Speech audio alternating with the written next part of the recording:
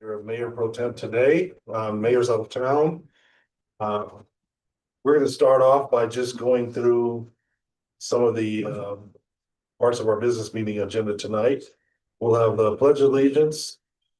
You're tired, aren't you? Ellen, would you like to do this? I'm delighted. You're Wonderful. sure I can find words. Thank you. We'll have Council President Burrell do the Pledge of Allegiance for us tonight. And after Pledge of Allegiance, we'll have our citizens' comments. We have a couple of action items to this evening. We have ordinance 454, which is the amendment, amending chapter 8.13 of the Chickens of Cottonwood Heights Code. I won't go through the whole code. We did that a couple of weeks ago. We also have resolution 2025-72 approving an event agreement with Brown's Amusements Inc. If you remember, these are the folks that help us with Butlerville Days. So we'll have a vote on that resolution as well. And then we have consideration of resolution 2025-73 approving and ratifying an agreement with Salt Lake County for Tier 2 ZAP funding. That impacts a number of different areas, including our Arts Council and the Butlerville Days and a whole lot of other things that we do here in the city. The last one we have is resolution 2025-74 declaring certain properties surplus. Do we have the chief? These are just a couple items that were used in the lightning thief play that. Oh, okay. Lessons, so Okay. they're no longer needed. Stage items. Anybody want to have a backroom play or basketball, something like that? We have these items up, and then we'll go through our consent calendar and be done there. Okay, so moving forward, we have almost everybody here from planning. We'll get started with that.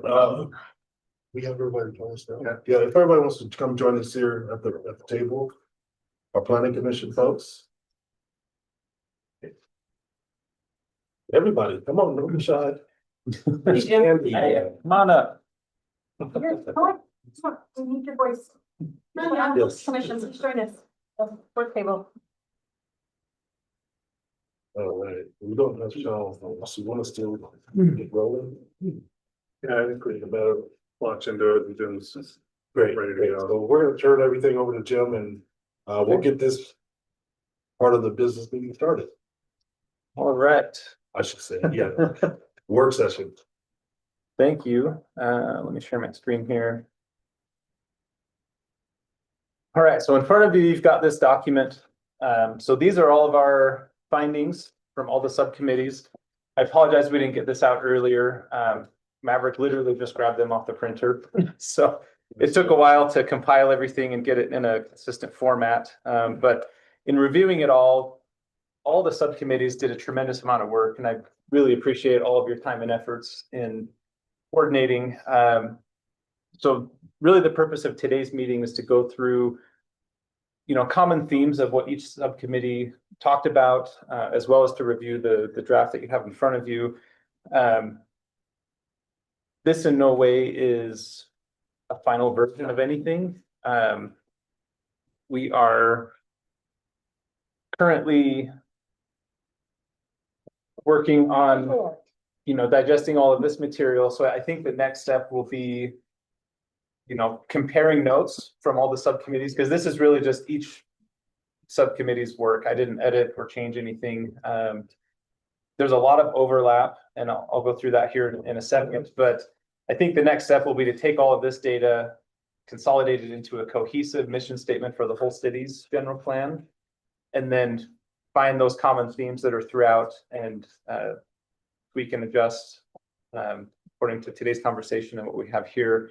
And then to reconvene however many times we need to reconvene to really feel comfortable with the direction we're headed, so that we can then provide that to the consultants who will update the draft to reflect all of these core principles and ideas. So with that, I plugged in this entire document into ChatGPT and said, what are the common themes? And this is what it said. So You you just did it, come on. well, I didn't, but that's okay. So here you can see connectivity and accessibility was a common theme among all the subgroups. Community-centered growth, which I think is not surprising. High quality targeted development, collaboration and partnerships, economic vitality, smart design and compatibility, access to amenities and services, and then sustainability and resilience. So I don't think these are surprising outcomes from all groups that met. And we'll dive into each topic as well. So in order of the chapters in the plan, so this is a summary of the land use subcommittee's findings, and there's much more detail in this actual document here, but we can run through the mission statement as well as the goals that they had highlighted. So who is on the land use subcommittee? Down. Okay, do you want to read the mission statement for us? Sure. The city of Cottonwood Heights will promote thoughtful, targeted development that strengthens our city, protects private property rights, drives economic opportunities, and helps create a vibrant and distinctive sense of place for residents and landowners. The city will facilitate the improvement of multimodal connections between homes, businesses, and recreational areas. The city will foster a strong local economy, vibrant commercial districts, and a community-oriented town center. Clear and purposeful land use designations will guide development in a way that enhances property values and aligns with the city's long-term vision. By streamlining development processes, collaborating with public and private partners, and leveraging city-owned assets, the city of Cottonwood Heights will create a more connected, accessible, and prosperous future for residents, landowners, businesses, and visitors. Perfect, thank you. There's a lot in there, but I think it captures, I think, the vision for what we want the land use element to achieve. And then in the document here, I'll just run through the goals. So I think at this point, I want to keep the conversation somewhat high level. So if anyone really disagrees or has an opposing view on any of the goals that are listed, we should talk about those as a group to really flesh out, what we really think we should do moving forward. So goal 1, targeted high quality development and redevelopment. The city will focus growth and reinvestment in strategic areas to strengthen community character, support a mix of uses, and ensure high quality development. Updated zoning and targeted incentives will guide redevelopment that delivers lasting economic and placemaking benefits. Comments or questions? I think that's a pretty solid goal. Goal 2, streamlined, predictable, and fair development processes. So Cottonwood Heights will modernize its development review procedures to provide clear, fair, and efficient process for applicants and residents. Objective standards and improved coordination will reduce delays and create greater predictability. So that's really how people get things done. And that's something that's very much been on the forefront of my mind. Just coming on here as a new person and seeing that there are a ton of things that could be improved to make things more efficient and streamlined. I like that one. Yeah, it's really good. To point out. Yeah. Thank the committee. Yeah, Thank you. well done. Goal 3, strengthen neighborhood character and land use compatibility. New development will enhance neighborhood character through context-sensitive design, appropriate transitions, and pedestrian-friendly site layouts. This approach will ensure infill and redevelopment contribute positively to the city's unique sense of place. Again, I think that's spot on with, at least in my view. Any other thoughts, comments? Goal 4, expand connectivity and access to community amenities. The city will improve multimodal connections between homes, businesses, and recreation areas to strengthen mobility and access. Investments in trails, transit partnerships, and public amenities will create a more integrated and accessible community. Okay. Goal 5, support a resilient, diverse, and vibrant local economy. Cottonwood Heights will reinforce key commercial districts and foster flexible, innovative spaces that attract and retain businesses. Strategic economic development efforts will support residents, visitors, and long-term fiscal sustainability. I thought those were great. Well done, Land Use Committee. Any other? Yeah. On our statement, I didn't think it was accurate to say the city of Cottonwood Heights. I know that's a funny distinction, but I thought it was just Cottonwood Heights. I've always wondered that because I don't know what to write either. Well, I know there was some historic Just context. Cottonwood Heights. Cottonwood Heights, so no car tells the city of Cottonwood Heights, we are Cottonwood Heights. Simply Cottonwood Heights was a very discussion about that at the time. Yeah. No city of Cottonwood Heights, just Cottonwood Heights, so when I write the contract or whatever, it's lowercase city out of capital coverage. Okay, Yes. Okay, so lowercase city, but not uppercase. Yeah, I think the thing you run into is somebody reading this document from outside of this area. Yeah. Would say, oh, is Cumberland Heights kind of like a Soho or whatever? It's such a little area that people go to. Yeah, no. It doesn't say city of. a lot of districts. Just a lowercase c then. Yeah. Yeah, Yeah, that- okay. Yeah, our only encouragement was that wherever we decide, wherever Shane helps us, that it's consistent through the entire document, not just us. We didn't have a finger on the scale on that, so whatever y'all come to, just making it consistent. Yeah, and it will be a little bit inconsistent in all of these individual elements, just because like I said, I hadn't gone through and edited for consistency, but we'll make sure that we note that. Ellen? I think this is terrific. I would like to see us on number 5, when we say in our closing sentence there, strategic economic development efforts will support residents, visitors, and long-term fiscal sustainability. I would like to suggest that we add the word workers. I've said a number of times over the years that we need to think about how workers can thrive, how we can get the workers that local businesses need, especially along Fort Union Boulevard.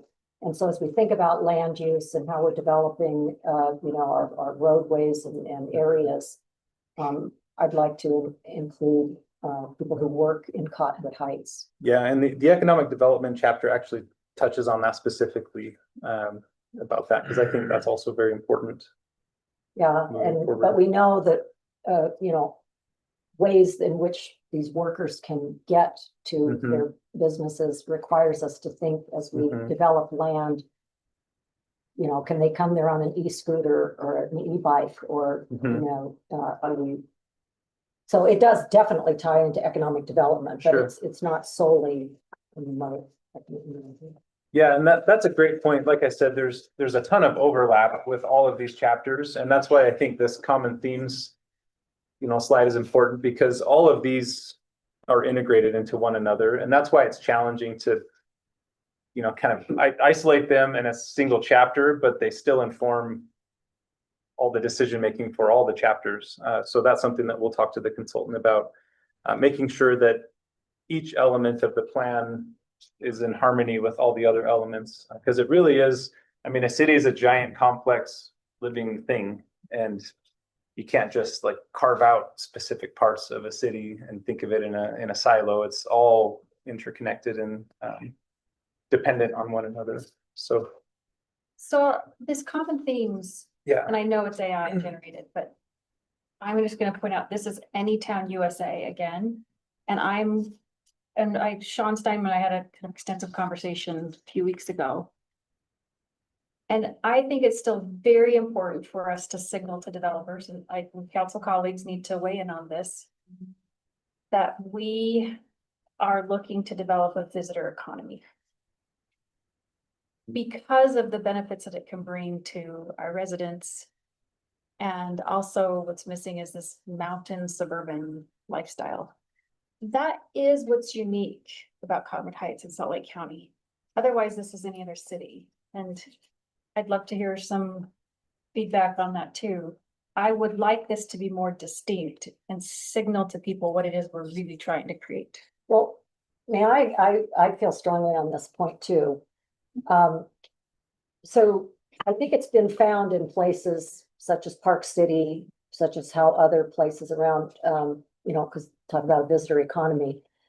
And in talking to the man who was largely responsible for developing the Arts District and other parts of Main Street in Park City, he said, what you need to focus on is not so much thinking, what would visitors like? What would visitors like? What you think about is what will draw the locals? What will make the locals want to hang out here, Yes. shop here, spend their money here? And then the visitors say, wow, that looks like a happening place. Look at all those people laughing and gathering, and then they want to be there. That's And whole that's the point. cachet that Park City has been so successful in developing. And I think that that's, Whatever That's the visitors what- will like, residents will also not only appreciate, but love living here because of what we provide. but I think it is a nuance that it's important to say, I let's do- concentrate on what the residents here would draw them, and we're diverse, not everyone is gonna come and can hang out in a brew pub, but Sean Newell and I will, just kidding.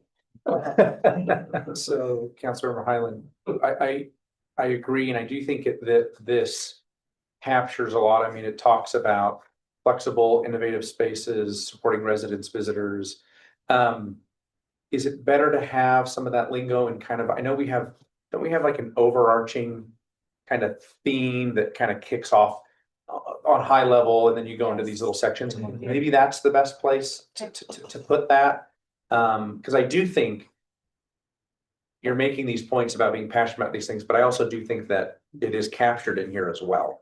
Just maybe doesn't say those words, but I do think that initial setting of the stage is maybe the best place. Yeah, That's my and point of bringing it up, is I'd like Sure. that to be included in the conversation today, unless you all disagree with me that it should, that we shouldn't go in that direction. No, I mean, I think everyone agrees with the visitor economy. They may have different reasons of why they like the visitor economy. Some may want it to be more of a destination, and others may want it to be more of, please come here and spend your money so we have more revenue that's not off the back of, taxes on our residents. So I think most people would agree with that sentiment. yeah, and that idea and theme is sprinkled throughout all of these. So the sub bullets below each goal has more specific information, but again, these actions and goals and statements are really the impetus to help inform specific policy and code changes, right? So when we update our code, we can look at the land use table and say, are there specific land uses that we don't have that we want that would help cater to that type of a lifestyle? Again, updating processes and procedures. Are we making it easier for these types of businesses, that would cater to tourism?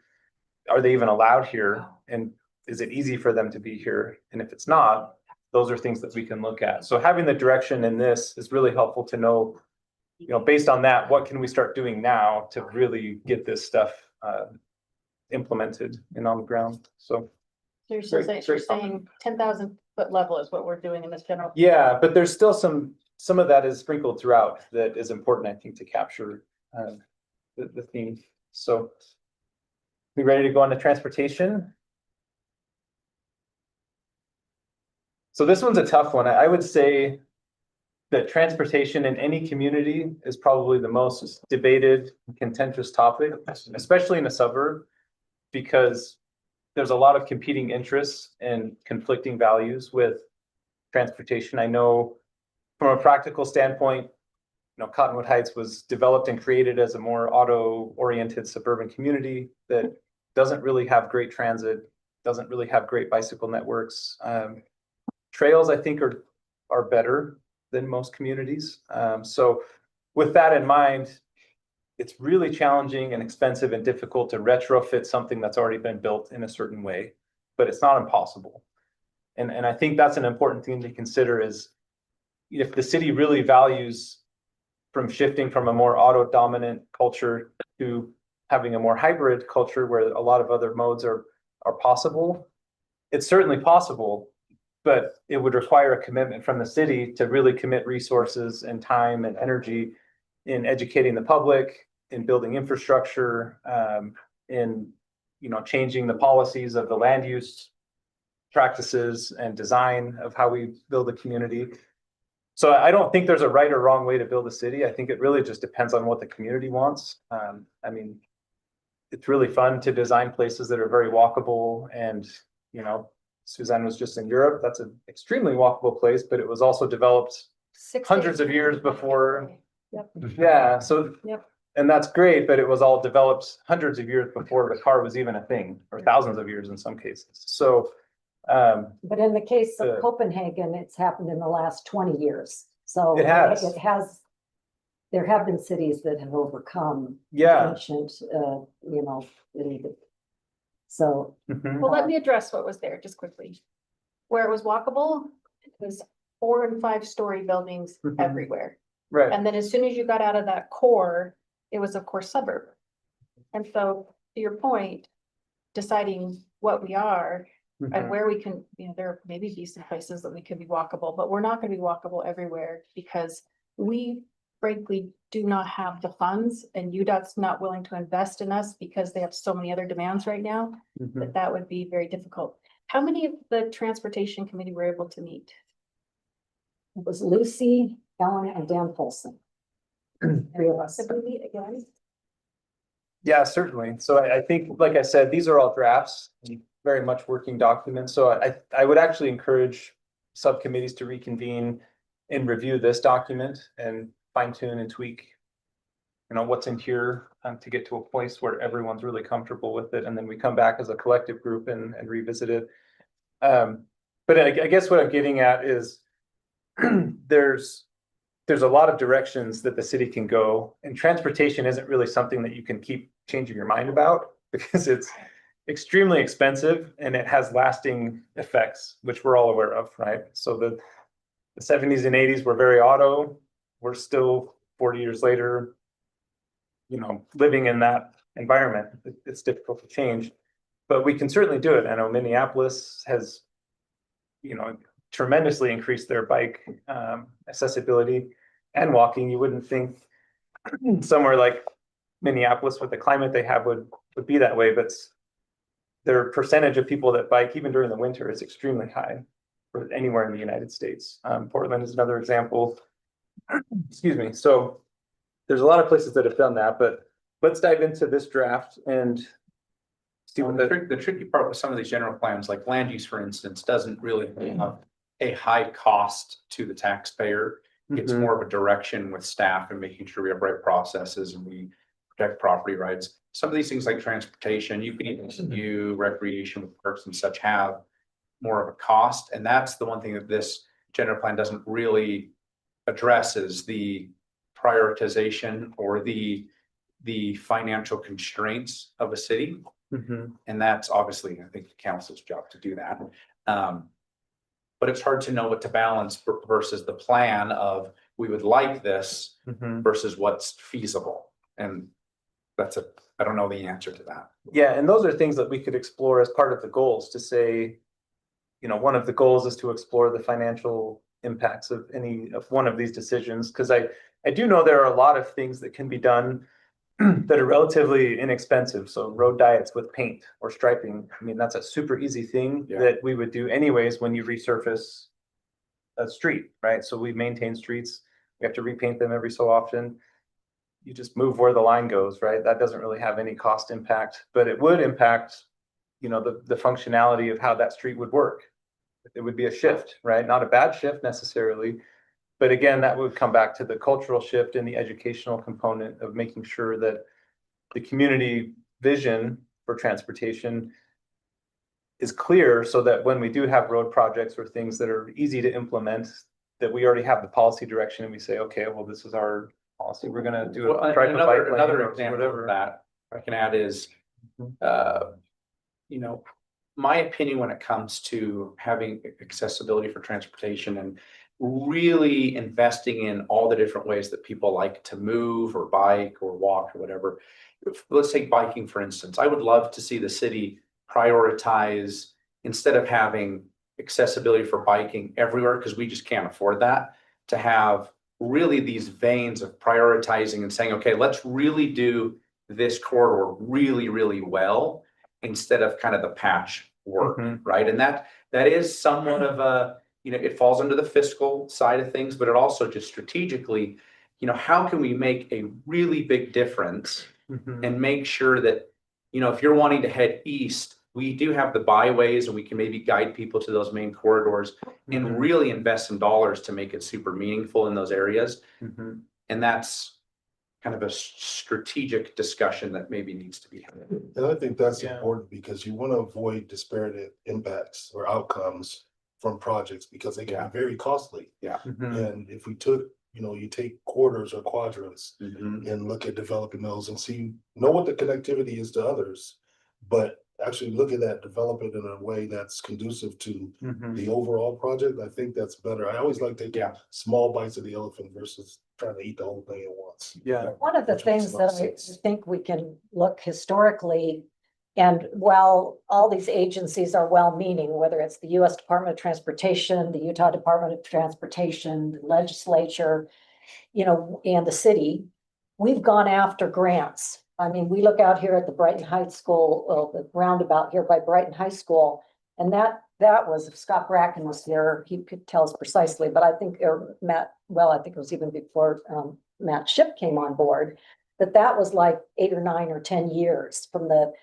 conceptualization going through the grant process. And one of the things that the articles are talking about recently is that we continue to focus and study on these metrics such as level of service and the 85th percentile rule, which are based on level of service, which is not related to safety. Level of service is really related to convenience for motorists. And so I think our city has an opportunity to say, do we value safety even more than we value? And I'm not saying to throttle the motorists and not let them move around the city. But what I am saying is that the mechanisms that we've used, instead of taking, we don't have it in our general fund, we've gone after grants. And these grants require studies that are based on level of service and 85th percentile rule. So though we have been vigorous, I mean, when I talk to the folks at WFRC or UDOT, they'll say, Cottonwood Heights goes after more grants. I mean, they are, of all the cities we work with, they are on it. So I want the staff to know that we on the council appreciate the vigorous work that it takes to go after these grants. And we can remember that it took $30,000 to go after the SS4A grant, which we did get a planning grant from them. Mhm. But the punchline to what I'm saying is that there's now a train of thought that, just as Councilman Newell has pointed out, communities need to identify where are residents trying to move to. You know, where are the places that they go inside the city? Because 50% of the trips we make in our cars are 3 miles or less. That is statistical. That is data we need to really think about. And not that everyone is going to walk 3 miles, but what I'm trying to point out is not only is that going to go into the economic development side of buy local and get people to, you know, spend more money locally, but also as they think about how they're going to get there. Does it have to be mutually exclusive? You've said that over and over about level of service, and I so appreciate that you're bringing that up. When I talked to Matt Ship, he says now that has been modified to say it's context sensitive, so people are becoming more aware of that. But is safety and level of service mutually exclusive? They're pretty exclusive. If you really look into what level of service is and the 85th percentile rule, it's let motorists drive the speed they feel comfortable driving. And what has happened in our lifetime is that the engineers coming out of the universities have said, gee, if we make the roads wider, it's more forgiving when the motorist is distracted or the motorist doesn't quite stay in their lane. So we've made our lanes wider, we've made our roadways wider. And what that visual, it does not create visual friction. So as I'm driving along, I know that if I drift off over this way, you know, I can drift back into my lane and it's not a big deal. And so all of these design elements are based on, again, convenience for motorists. And so now we're finding that statistically, serious injury and fatality are staying relatively about the same. And what's dropping are some of the fender bender things. But we want exactly the opposite. Some fender benders, especially with the way cars are built, no problem. If I bump into something at the roundabout, not a big deal. But what we want to reduce is the serious injury and fatality. And we're not successfully doing that using the measurements of level of service and 85th And I percentile. think to your point, I don't feel like we're necessarily excelling on all points at all times. And if we're really wanting to prioritize, if it's walking or if it's biking and the safety of all these things, our resources are so limited that we can't achieve that everywhere all at once. And so my only point is how do we prioritize and say, okay, hey, if this is really the way that you want to walk or bike, let's have you try to do it in these corridors where maybe we've had the ability, the financial resources and the space to put up, you know, curb and barriers and things that really make it legitimately safe. I just don't know how we're going to achieve it in all places at all the time, all at once. Well, So that I was don't my think- only I point is- I don't think anybody here is naive enough to say we're gonna drop everything and put it in everywhere in the next 5 years. But what we can do is focus on eliminating, and I would like that verb to be considered. Not reduction, but what if we in Cottonwood Heights had the goal that by 2030 or 2032, we were gonna eliminate fatalities and serious injury on our roadways? Well, that would be That beautiful. would be nice, but the reality is, I think that's. You can't cure something- stupid. Yeah, it's, We things are should gonna address happen. it. But I think it's a nice It's- goal. There's lots of safety improvement with cars. and We at I this think- table are not gonna do it. But we could hire people that know how to do these things. Anyways, I don't mean to Yeah, so monopolize. no, those, Time, money, and what did we already say, Chief Russo? Fear. Time, money, and what? Fear What? and money. holding it. Money. so I think those are all super great insights to frame the conversation around transportation. And I also want to add that the connection between land use and transportation are one for one, right? So to have a successful land use outcome, you have to have transportation infrastructure that complements whatever land uses you have. So Is there any, sorry, go ahead, keep going. yeah, you don't build a downtown walkable area on a freeway because that's not the relationship that would foster that. So I was just gonna ask if there's something from the planning commission side, because I feel like the council, we're sucking up all the air here, so I apologize. I do have an observation, but maybe we ought to read it before we. yeah, so Maybe I let's think- let's dive in and See, but I- see, The speed reader. I knew that there was something smart from this end of the table. But I just wanted to make that point as well as we review the transportation chapter, we have to think how this corresponds and relates to the land use element. And the land use element did say, have very strategic development in key areas of the city. So I agree that transportation things probably do need to be modified in certain areas, right? Around the town center, wider sidewalks, more landscape buffers, on-street parking, slower traffic. I mean, those are all things that would foster a more walkable, successful town center. That also contributes to, access for folks that maybe don't have a car, or safety. I've got kids in strollers. It's not comfortable walking down State Street with a stroller. It's just not, because it's not a great environment. So that's also important to keep in mind. So who wants to read the mission statement? Who was on that committee? Ellen and Do you want to read it? Yeah, I'll read it. yeah. The mission of Cottonwood Heights Transportation System is to reduce serious injuries and fatalities by designing safe, efficient, and accessible ways for everyone to travel, whether walking, biking, rolling, taking transit, or driving. We strive to connect neighborhoods, parks, schools, businesses, and regional destinations, including the Wasatch Canyons, while preserving our mountain character and supporting a vibrant, healthy, and resilient community. I think that's good.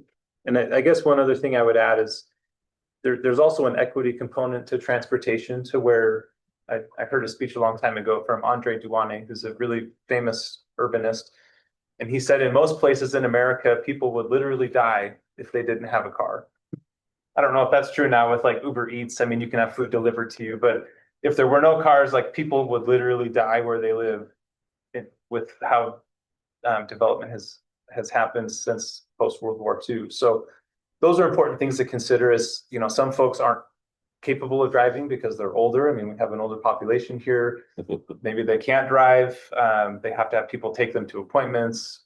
There's not great transit access. There's not safe bike lanes. There's not a safe way to walk, So thinking about that stuff, as well as for me, even having a stroller really opens your eyes to ADA accessibility. I've never been in a wheelchair, but I pushed a stroller a lot of places, and it's really frustrating to be in places that you just can't even get around safely, at least. So those are all things to consider as well as, why are people out and about? Are they going to the park? Is there a safe route that they can walk to the park? Walking to schools is a huge one. Is that safe? Getting to the town center? Are you going to work? All these different scenarios we can think through, and how the city could best fit the needs of all of those different circumstances. I think there's also, those are a lot of the intangibles, right? You just don't know. I mean, Yeah, a family like me, I had 3 teenagers driving at one time. But before that, we were in and out of our car 800 times a day, yeah, driving kids around. Sure. And we don't take those things into account when we talk about transportation. How many times in one household are you Mhm. moving up and down our roads? And these are things you have to consider when doing, putting these plans together, and they're really critical. There's things that we can't drop. Yeah, and then there's a whole nother health component to this as well, is, the more people have access to walk and bike, and the more that it's enjoyable to do those things, the more people will be outside. And I find that at least in Utah, more people want trails and walkability for recreation purposes and not necessarily for errands and for the day-to-day. One word that we've left out of that I think is important is convenience. If you want to change people's modes of transportation so that they'll walk or ride a bike or whatever, it better be convenient, It's gotta be or they're not going to do it, because we really are based on cars, have been for a long time, big time. because they're convenient. That's it. That's true. I mean, if Talk about density though. We have 3 and 4 people living per acre in many of our, our neighborhoods. And so when you talk about walkable to where and how far, I don't know where I would walk other than for recreation where we live. So Yeah, no, I think the elephant in the room here is we do have to get around in our cars. If we don't allow that, families can't function. Elderly people don't function as well. What was glaring in Europe is that we could not get that stroller around. There were no wheelchairs. You could not navigate that unless you were a very healthy, able-bodied person, because we had a stroller with us and we had 2 elderly people who could barely navigate. That seemed to me discriminatory. And for us just to say, well, it's healthy and you need to be able to walk, is think about the other people that may need access to their cars to be effective well, at taking care of themselves and their and families. Suzanne, it's so true, because the convenience factor isn't just proximity. No. My family with a 8, 6, and 2-year-old, even when you think about even going up the canyon and skiing and taking a bus, without having all of your things right there immediately to help the baby stop crying or, whatever it might be, that convenience factor for young families is really tricky. That's tough. Sorry, Mike, I know you were raising your hand. Yeah, a couple of thoughts. One is, if you look at the lead-in sentence, it gives you a sense of what our highest priority is in terms of transportation. And if you were to say our most important transportation priority is to reduce serious risk, this is going to put us in a really interesting posture with everything we do. Our most important transportation priority is transportation. And you have to get people from here to there. Now, you want to do that by all the means you can to reduce risk, but you ought to start here with what your highest priority is. And I don't think it's to reduce risk. Well, that's probably something that the council needs to really ponder. I will say that as a elected representative, my constituents say that safety supersedes everything. They don't want any more. They don't Do you want. think any they more really feel that way, though? security. The Yeah. most safe thing you could do is just have nobody transport. Just don't move. That's safe. I think you're suggesting that it's mutually exclusive. No, I'm not. I'm not saying that at all. You have to We think can about still do safety. Safety first. Well, I respectfully completely disagree. I think the with you. question is, do you make it safer? Let's take Highland Drive. We've talked about Highland Drive a ton and rush hour and things. Do you, if you are on Highland Drive trying to get to the freeway and it takes 10 minutes longer, but it was restricted to a way that it was safer, would our residents say, you know what? That's good. It's safer. It takes much longer. It's harder to get around, but it's safer. I don't know if they would say that. I think to your point, Mike, is if you said we're making it much quicker, but it is just an absolute obvious inherent danger to you, no one would do Don't that. sign up. That's there's not a single person here that would ever sign up for that. Sorry, go ahead. Well, I'd just say that if I were placed in the situation that you just described, then I'd figure plan B or C. I'd go to 30th East. I Yeah. would go, up off Wasatch Boulevard, gotta get on 215 in a different spot. Maybe I'd go down to 9th East. Because I think that the traveling public want it convenient. And if I'm sitting there in my car for 10 minutes, when I could choose a slightly different route and maybe wait 7, I'll take 7. Cut through traffic There is you not go. safe. That's right. They're gonna go on 7200 south and they're gonna go up the neighborhood streets and they're gonna go around and Google Maps is gonna tell them to. And Matt Schiff always says this, for some reason, as long as you're moving, even if it takes a little longer, you just feel like Yeah. you're progressing. I mean, go to walking even, it's safer to drive your kids to school than let them walk. So when it comes to that, would you say, What statistic shows that? well, Can you do? The number of I don't people think that that's walk. Statistically supported. I don't think that's. maybe not. statistically I supported. think it's logically supported, whether it's statistically supported, but regardless of that, you just have these, when you try to make it mutually exclusive, you run into a lot of trouble. And you have to realize that transporting is the priority. You have to figure out how to transport. Now, you want to do that with all these priorities like safety and convenience, but transporting is the highest order of issue for transportation. And I think that's what we were saying by this first sentence is that, because we're not just saying make them safe. I mean, we're saying that you have to design things that are efficient and are accessible and are safe with the ultimate goal of reducing serious injury and fatalities. I don't think we're saying this is mutually exclusive in terms of that's our key focus is all of these things. We're balancing how to make it safe and how to be efficient, but the overriding goal being safe. I mean, so. If I could add just one other thought that I think something missing here for me is, as it relates to transportation, there is nothing more costly than roads.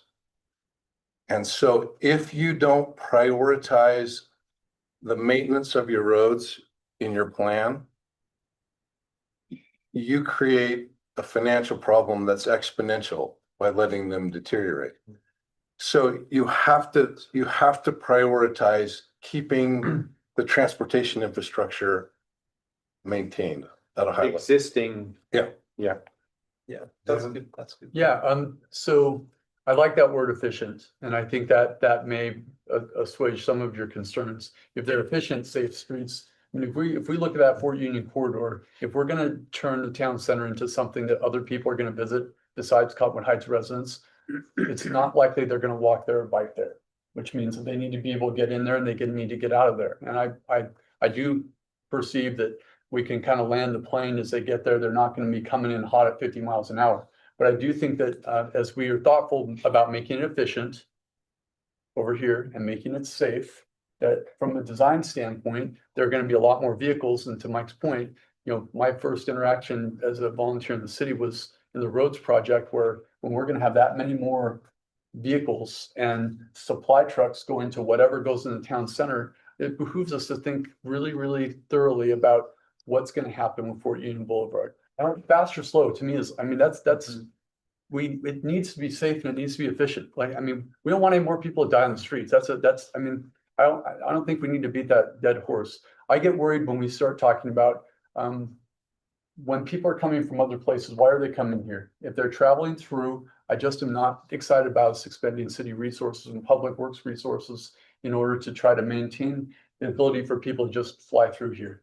But if they're gonna come here, they're gonna land here, they live here, they visit here, they're gonna spend money here. Let's make it efficient and let's make it safe. And if you just added the word efficient somewhere in there, Very well said. I'm good. It's in It's there. It's in there already. It's So there. we've got a lot of other material to cover. I just want to make sure we have time for all the other chapters. So I think what I'm gathering is it would be helpful for the transportation subcommittee to meet again, flesh out a lot of these ideas, and it's going to take a lot more conversation. And this may be one that we talk about more than the other topics. But I think it would be helpful to get that group together to make the sausage a little more complete before we come back and regroup. I'm totally beating a dead horse right now by saying this, but I'm gonna beat the dead horse anyway. One thing you said just stood out though, if it is not easy to get to the Hillside Plaza, you're gonna say, that's such a headache, I'm not going, which is a problem for us. Because there's a lot invested in this. And I think the reason why, you know, Fort Union, even if you go down where Chick-fil-A is down there, it is so darn easy to get in and out by that freeway. It's just so convenient. It's not like the most magnificent, beautiful place ever. It's just really gosh darn convenient. And a lot of people go. So we just got to think about that because as a city, we sure need that to be successful so that we financially are But I successful. will, and I agree, but I will also say, look at Holiday and what they did with the Harmons and Yeah. all of that. That's not easy to get to, but it is a destination too, because it has attractive things. So you have to balance It's not what goes into the town center, I mean, and then I make agree. it so it's. Yeah, and I echo that sentiment. Again, going back to the land use conversation, anywhere that we're promoting a more walkable destination type mixed use area inherently is going to have smaller roads, slower traffic, wider sidewalks, you know, all of these kind of qualities that contribute to that type of environment. You don't have to pick and choose for the entire city. We can be very strategic to say, you know, Highland is a thoroughfare. Cruise through there however fast you want. We're not going to do driveways. He doesn't mean that. No, I don't, but like around the town center, you're gonna slow down to 15 miles an hour and there's gonna be crosswalks everywhere and it's not gonna be convenient, but it matches the land use that's Yeah. there. So those are things that we'll have to communicate in the plan to say, these are the areas we want these types of uses, but also understand there's implications for the infrastructure that serves those Yeah. types of uses. I just, one thought to add again is the visitor economy plays into this conversation in a big way. Yeah. If you do this wrong, the visitors will avoid you. Yes.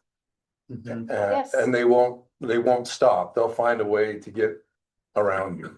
So. Yeah, and that is important. So moving on to the economic development one, Suzanne, have you been reading the mission statement?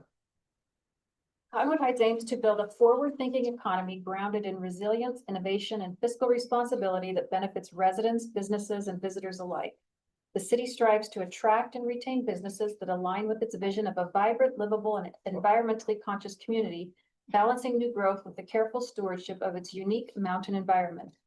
Building on its strong reputation, Cottonwood Heights will remain a premier office destination, retail hub, and desirable residential community with a wide range of high-quality housing options that meet the changing needs of residents and the workforce. Here's that workforce, Ellen. Yeah, so again, economic development is weaved throughout every element of the plan. But any comments or suggestions on that? And the goals get into more detail, obviously. Maybe we should just jump into those. So goal 1, enhance local access to goods, services, and experiences to capture sales tax revenue. So ensure Cottonwood Heights provides a diverse range of essential goods, services, and recreational experiences that meet the needs of residents and visitors while capturing sales tax dollars and minimizing leakage to neighboring jurisdictions. This includes prioritizing experiential and entertainment-based retail, local dining, and outdoor recreation amenities that attract both local and tourists, strengthening the local economy.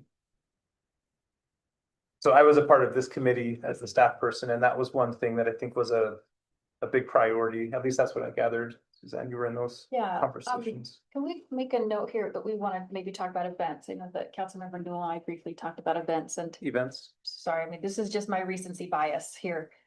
The city of Colmar, France, has 72,000 people over 5 weeks. Do you know how many people come to their Christmas market? 1.6 million in a town of 72,000. In Require, which is 1050, they have 450,000 people who come. Guess what economic development opportunities they provided? I'm not saying we're gonna do that. Do you know that all of their revenue for their towns and all of their amenities are supported by the event? And so when we talk about unique opportunities and bringing people here, we can think bigger than because of what's happened with the pandemic and the Icon Pass. I'm gonna say it again, we miss the opportunity. They will go around us. They will go somewhere else because there's lots of places in this county they can go. And we'd rather have them come here because we don't have 123rd South Commercial District. We don't have a State Street District. So if we don't do this, we will continue to have to increase property taxes on our residents because that is our tax base.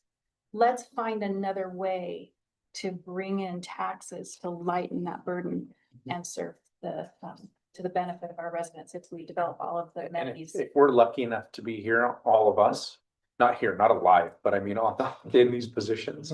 Or if it's a future group of people, I sure hope that that gravel pit does exactly just that, because that is, if done right, is an amazing, could be an amazing blessing to the city. Yeah. If done right. And look at where it is, so It- that it's not like. It's right there. disrupting all of I the know, it neighborhoods here. really It's- is a unique, Yes, that's unique why I said at the opportunity. Yeah. very beginning of this, we cannot not talk about Yeah. the suburban mountain lifestyle and the visitor economy. Yeah, and the gravel pit comes up in a later goal. Yeah. The other thing that they do in Europe, lived there for 3 years. They do flea markets. And they're a very popular thing as well. Mhm. A lot of it was memorabilia from the Second World War, which was kind of interesting. But nonetheless, that was a big attraction. Christmas marts are ubiquitous throughout Europe. Every town has one. Some are bigger than others.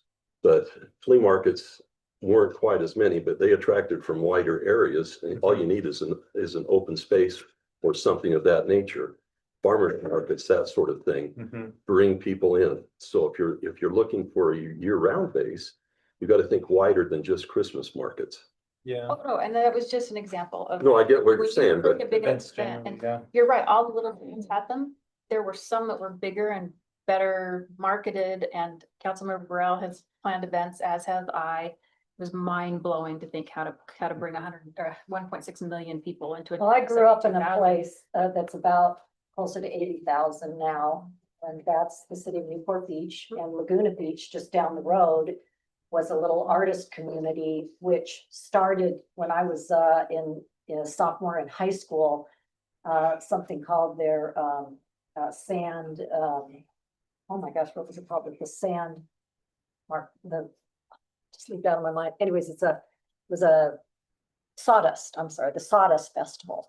And so they put sawdust all on the ground, and it started out really kind of hokey farmer's market type thing, but it was crafty and art.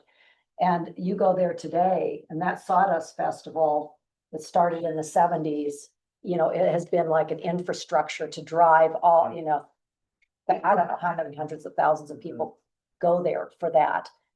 And so to your point, it would be fascinating with our location and the gravel pit being the mouth of Big Cottonwood Canyon to come up with something that was our unique Sawdust Festival, something that people went, wow, that's Cottonwood Heights. That's a draw. And I Yeah, don't we mean need to to get my decide where that granular, is. but I just Yeah. wanted to make sure that Yeah. it's in here, that that's Mhm. something that we specifically address is unique events Yeah. that will I think draw that's residents great. and. And we are hoping that the town center will have, you know, some elements of that as a gathering space.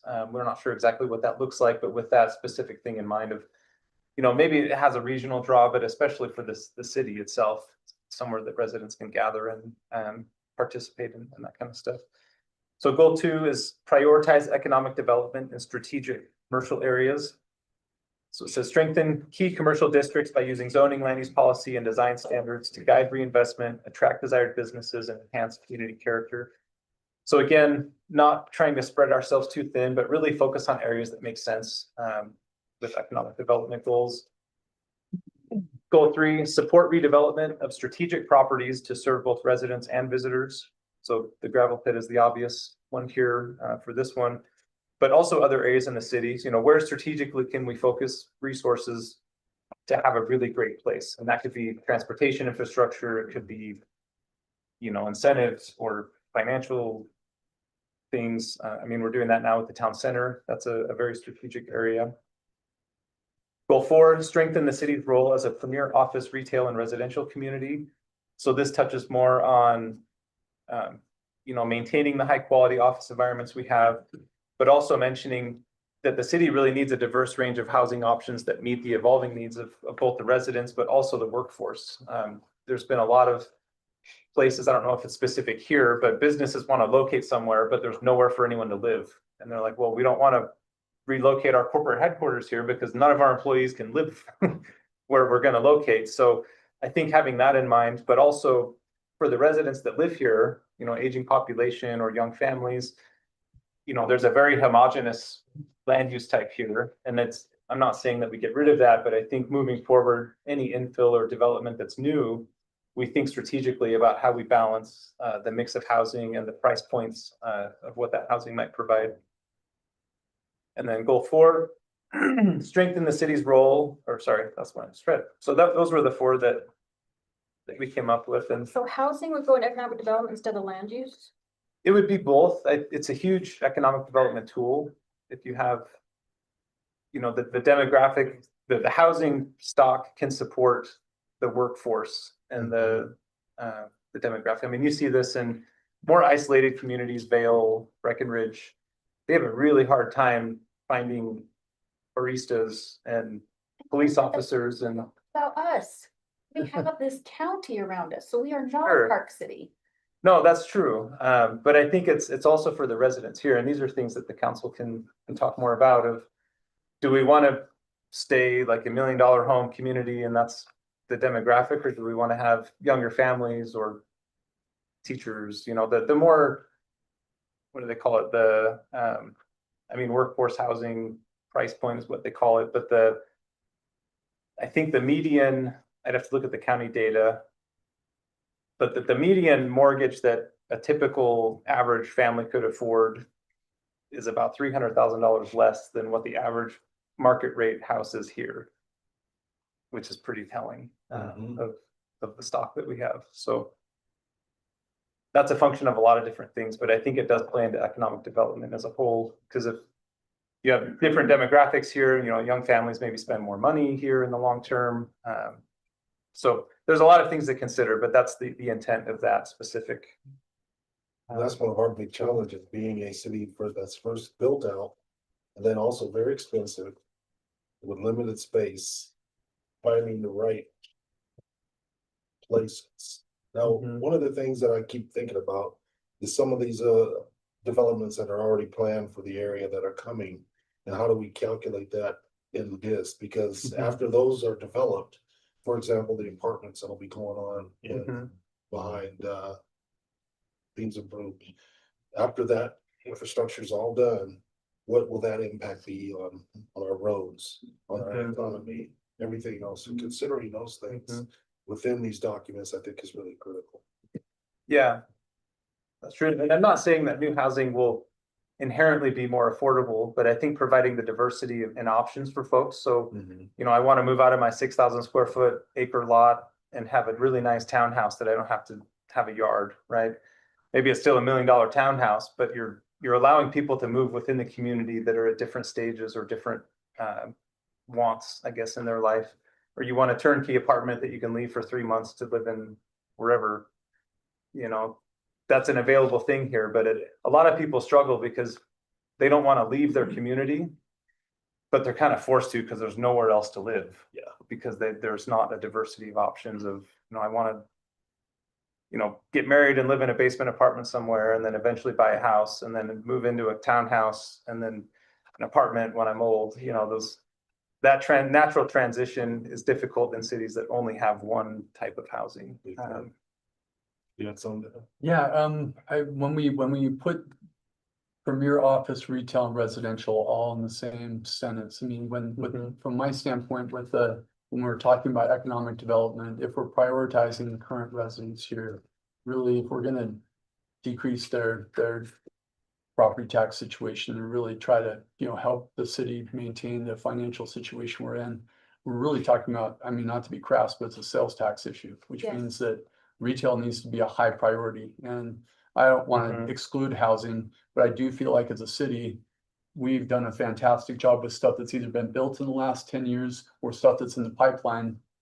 In terms of the stuff on Fort Union Boulevard, the stuff down at the bottom, the Ivory project that's down by 215, the stuff that the pro tempore mayor asked about, and the potential for the changes have had in the Racket Club property. We've added another set of units there, plus the stuff in the North Gravel Pit. So that's almost 8 different projects only 3 of which are completed right now. So from my standpoint, I'm very anxious just to make sure that high-end retail, where it's high dollar transactions, and I do feel like we're doing a good job in terms of office space, and we do have vacant office space. So adding new office space when we have vacant office space down in the biggest economic engine of the city, down, I mean, not just the Dynatronics building, but there are at least, by my count, 6 properties that are vacant and have been vacant for quite some time right now.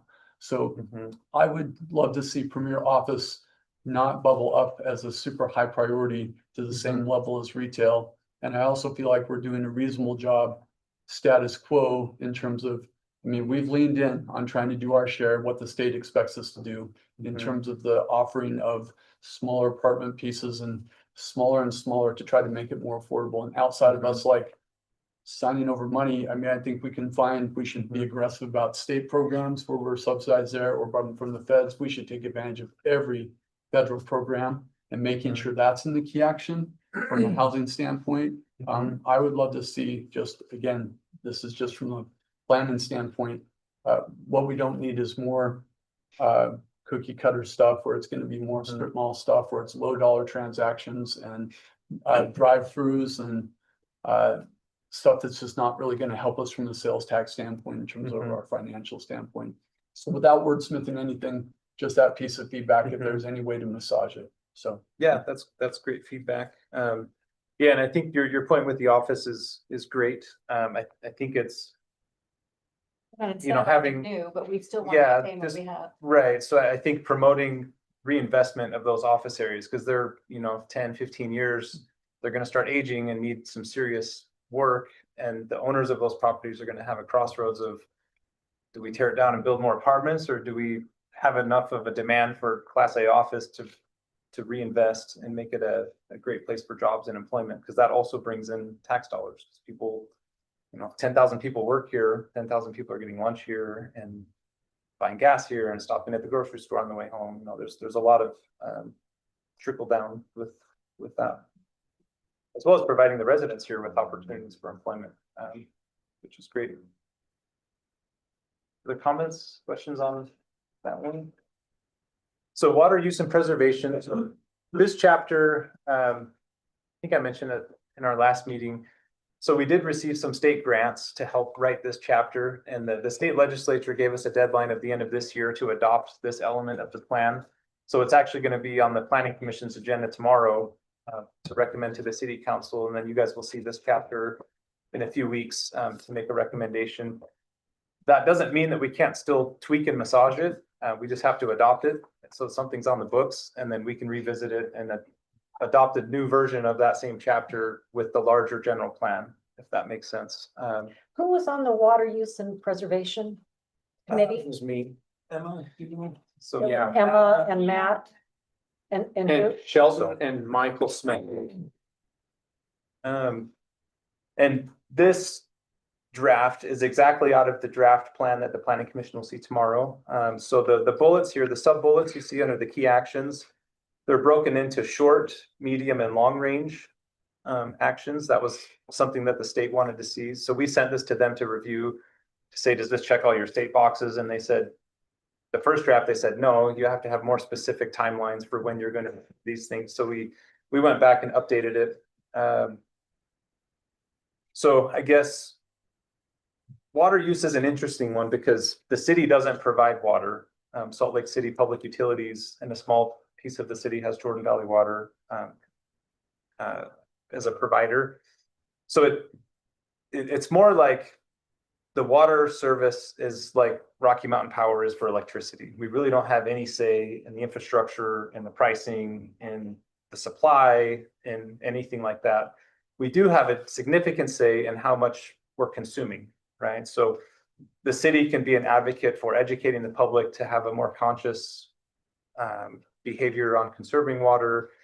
The city can update laws and ordinances, regarding landscaping, irrigation practices, all of those types of things the city can control. But as far as providing the water, it's really out of our hands. So this chapter is more focused on, as you see here on number 1, empower the community through education, outreach, and voluntary water conservation. I think that's a big one.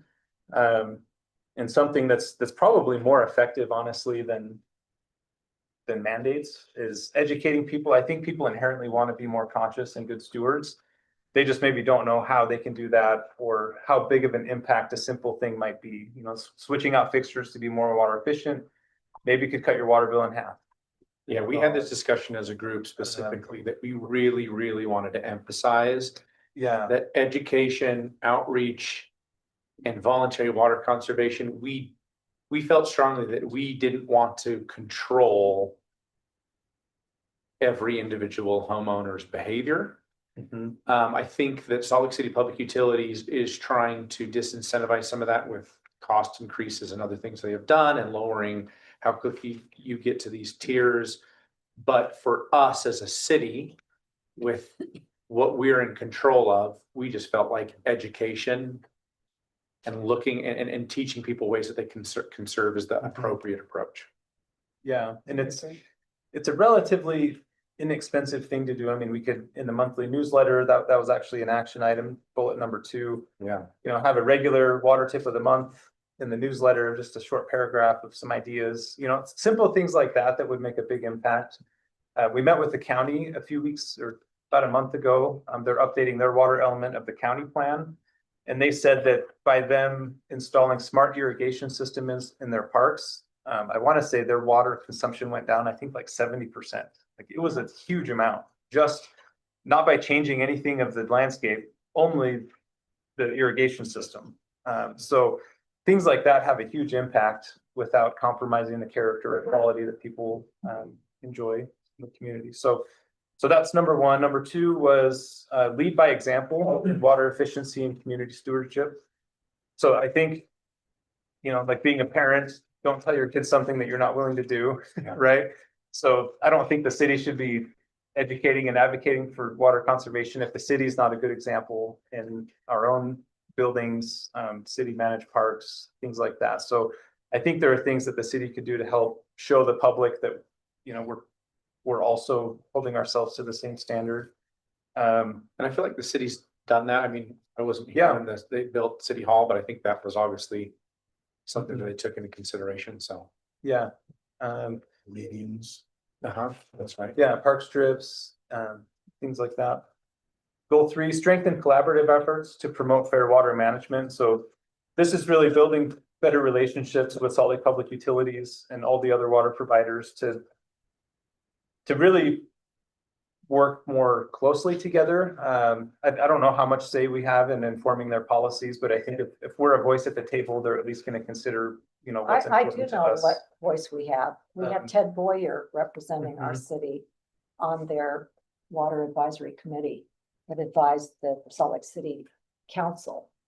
Mhm. So we had a voice and there was also public, it was, you know, a public forum for Mhm. giving input. And to my knowledge, we did not we, the council members, did not participate in that.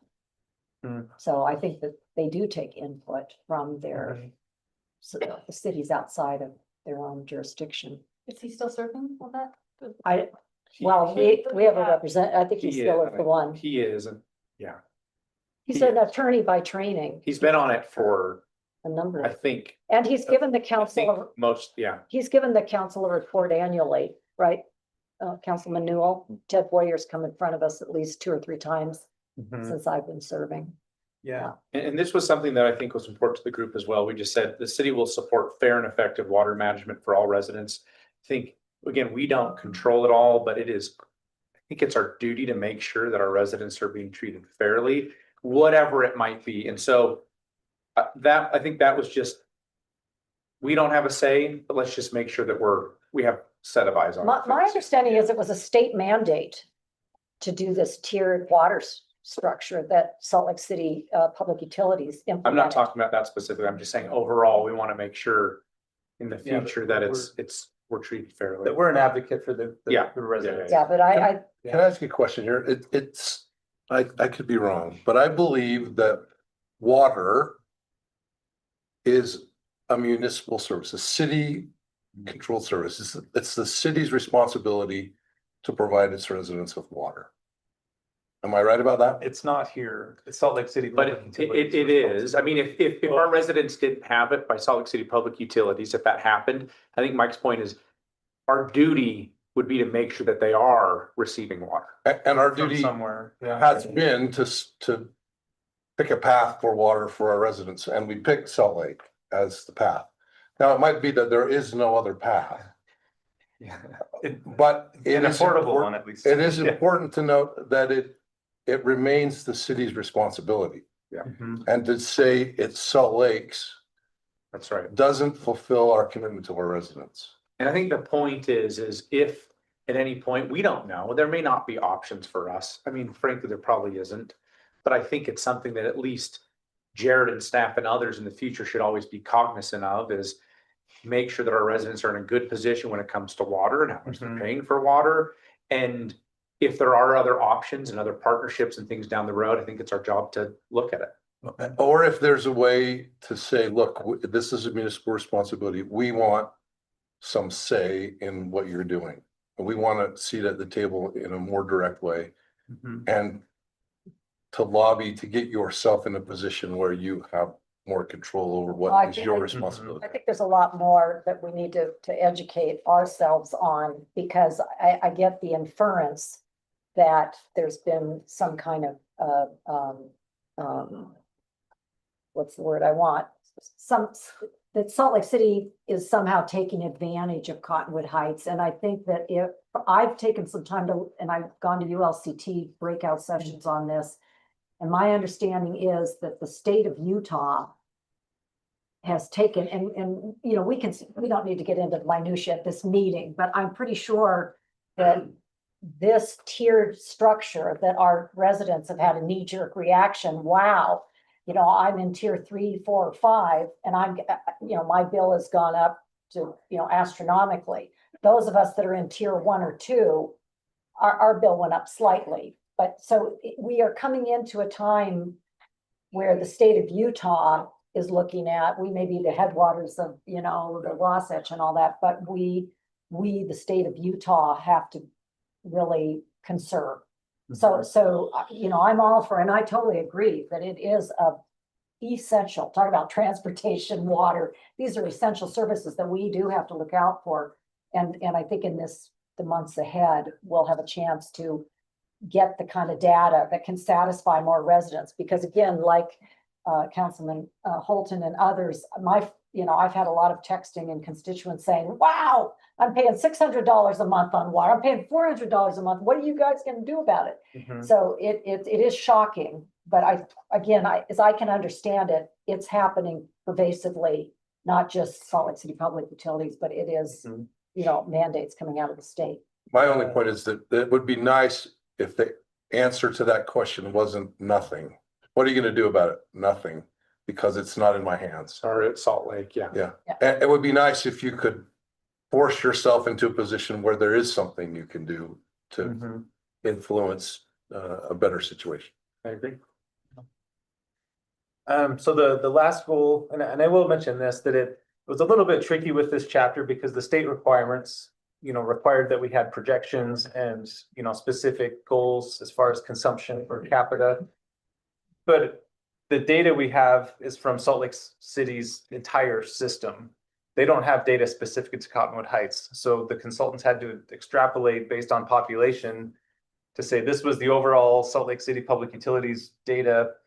If we take our percentage of our population, this is what we think it might be here, but it's not a very accurate way. So one of the goals that we had, or key actions, was to see if there's some way to get more specific data that's specific to our city, so that will help inform, you know, what types of conservation efforts we're succeeding in, but also what the picture really looks like of how much water are we actually consuming. Because it may be disproportionately high or low or right on par with the average. We just don't know. We don't have the information. We've asked Salt Lake to provide it, but I don't think they have the capacity to do that. I mean, there's ways to do it, but probably not an easy one. Yeah. And one of the problems that I've noted in looking over the water situation is how is that data brought out per capita? I was amazed to find that Wayne County's per capita consumption daily is 900 gallons. Mhm. How do you get there? Well, are you putting just residential? Do you add in commercial? Do you add in industrial? Do you add in institutional water usage? Mhm. Where do you draw the line? And as near as I could tell, the state has really no formula set up as to what you include so that it's apples to oranges when you compare one Right. city to another with per capita consumptions. So admittedly, that formula is out of our hands, but unless or until you can standardize how that's measured, then you Yeah. can't compare what progress you're making by not running the water while you brush your teeth. Right. Because the alfalfa takes up somewhere between 75% and 85% of the water of the state of Utah. Yeah. And where does the alfalfa go? Out of state. Not in Utah. Right. But it comes back in steaks. Yeah, exactly. So do you get your steaks from China? Because that's, it goes there. So that's a good point. And I don't know how Salt Lake City has it. I mean, there should be a way to parse out by land use, residential meters versus commercial meters. But again, those are all things I'm not familiar with how Salt Lake City does their data collection. Because it would be very interesting, and I know there's other analysis and studies that have been done to see how different residential land uses consume water differently. So what does an apartment consume per capita versus a single family home? And generally, irrigation is the highest consumer. So about 70% of all residential consumption is with irrigation. So that's the biggest way to save. But there are other ways that you can kind of chip away at that formula. To your point on that, one of the functions that they had in measuring it was acreage driven. In your more rural areas, the acreage per house is bigger, hence you would use more water. Whereas in cities, then it's a function of lot size for your house as to how much water you'll use, simply because you can only have so much vegetation on the lot. Mhm. And so there really is a horrible mess of how you gather statistics to measure how you're doing opposed to everybody else. Mhm. Yeah, it's all math and numbers. It's just a matter of where can you get the data and is it being collected? That's the biggest challenge. Then the last goal here, integrate water conservation into the land development and redevelopment process. So again, the city definitely can control water practices in a sense through how areas are developed, what types of properties we're creating. If we're zoning everything for 10-acre residential lots, that's probably going to take up a lot of water resources. If we allow smaller infill lots, maybe less so. But again, there are ways, and the city already has these water-wise practices for landscaping. So limiting how much turf you can have for commercial properties, even residential properties. The state stepped in and said the city has to adopt certain standards for water conservation. So those are things that we've carried forward in here in this draft. So any other comments, questions before we move on to recreation? This is the last chapter, so we're almost done. Who was on the recreation subcommittee, please? Mr. Rogers was. Yeah. I feel like I look like him today. Friendly neighbors, not far off. Anyone else at the table? Yeah. Okay. Do you want to read that one, Matt, the mission statement? Cottonwood Heights is committed to enhancing quality of life through a balanced, sustainable, and connected system of parks, trails, and recreational opportunities that reflect the city's mountain suburban character. Through thoughtful planning, environmental stewardship, you're welcome for that one, Susan. Thank you. And collaboration with regional partners, the city will preserve open spaces, protect natural resources, expand access to the outdoors, and encourage active, healthy lifestyles. Okay, Thank you. I like that. it's pretty solid. So goal 1, maximize existing recreational opportunities. So Cottonwood Heights will prioritize maintaining and modernizing its existing parks and trails, ensuring they remain high quality, sustainable, and aligned with regional canyon access planning. That makes a lot of sense. Goal 2, expand recreational opportunities. So the city will strategically add new parks, pocket parks, and trail connections to create a more complete, comfortable, and connected recreational network. Actually, just one quick question on Yeah. something like that. Yeah. I think don't we want to say things like strive to add? I know this is picky, but if we say add. No, I think, no, that's a good point. I And there mean- was our group, we put maximize existing recreational opportunities first for the sole purpose of, there are some parks, we have added a bunch of parks actually recently.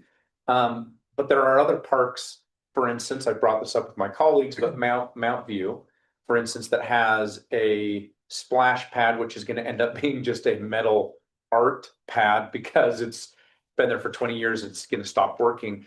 We have to take care, this goes back to just the basics of, when we're talking about transportation, other things.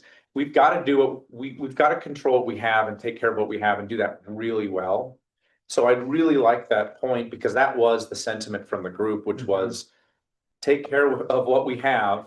Mhm. And yes, strive to or whatever when Mhm. appropriate, but it's not a mission of you constantly have to be expanding. Sure.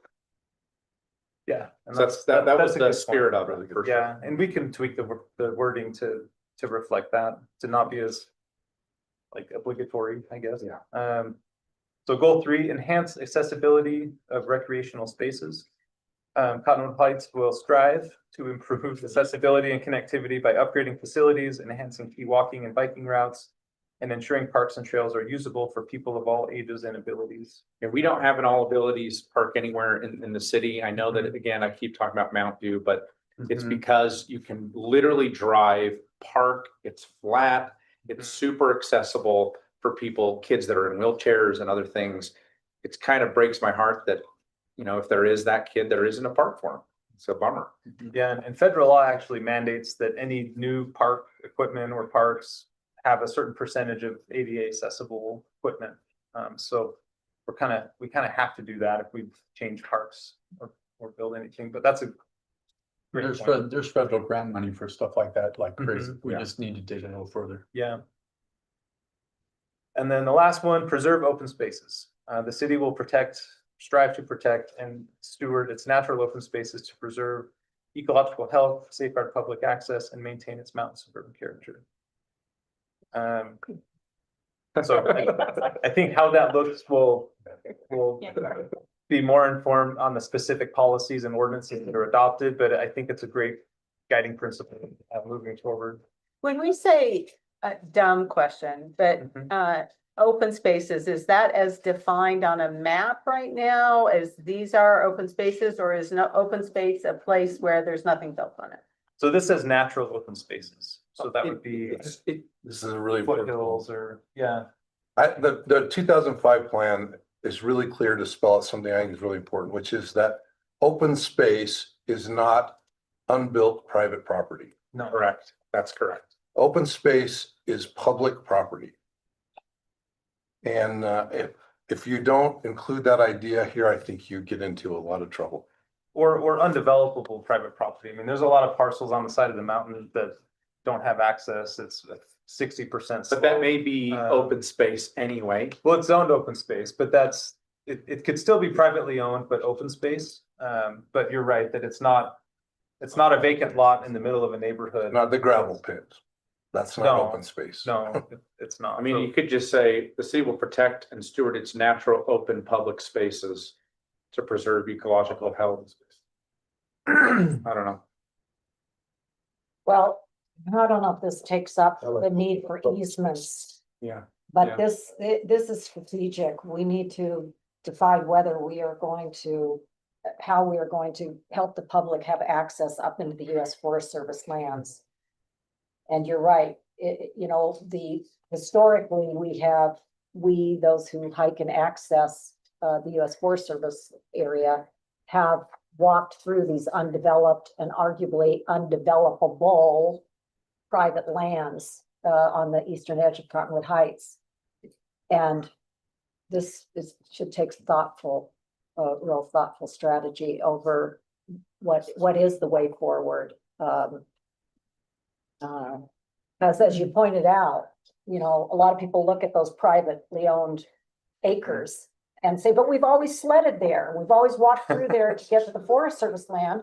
And so this needs to be addressed. And I've worked over my term in office to bring this forward. And we still have not really broached it, as a council.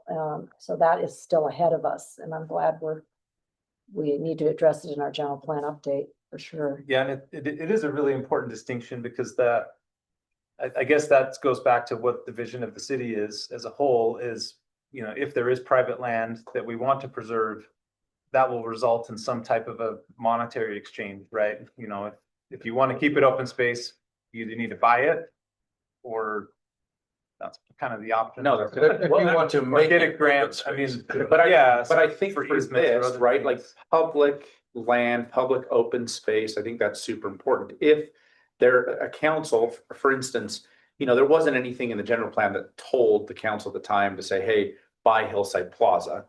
That was the current sentiment of what the environment was that the council reacted to. But I think that will happen naturally. You don't really need to direct that. Mhm. So. I have just thinking about the two most recent lessons that we've learned, F. Smith Canyon and the Dover Hill development. It would be nice if somebody if a developer or a property owner is reading this, that they don't have to play guess what the city's thinking. So as I read through these goals, I don't see a way that is immediately clear of what we either would like to see happen or would facilitate happen.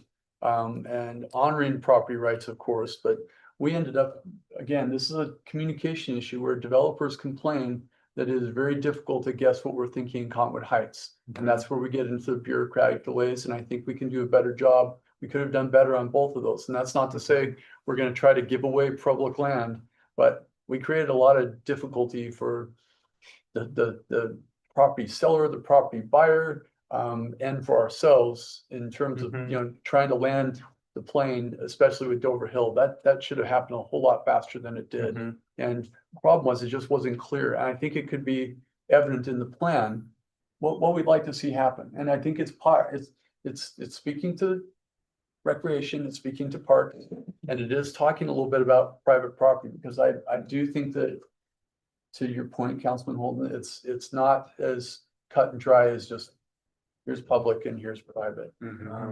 We are gonna, and there's, to your point, Mike Shelton, that transaction, and sometimes it's horse trading. Sometimes it's, well, if you'll do this for me, we'll work out an easement. I think we can incorporate that into this document that makes it clear. I don't think, if I'm a developer or a private property owner and I read these recreation goals, I don't see a pathway through here for what you'd like me to do.